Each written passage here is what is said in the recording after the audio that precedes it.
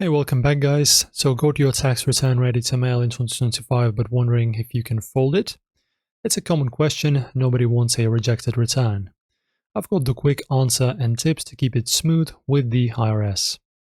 So firstly the answer, yes you can fold your tax return when mailing.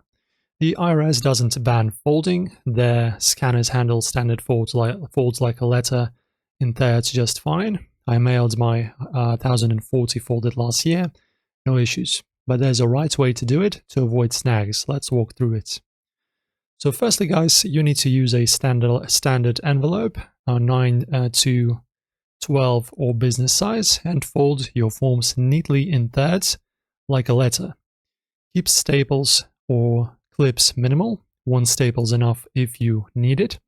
Include all schedules, W-2s, and a check if you owe, and make sure the address shows through the window or write it clear.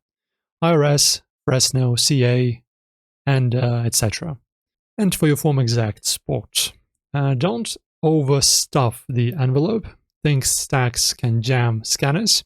If it's bulky, use a flat 9 to 12 envelope, no folding, to play it safe.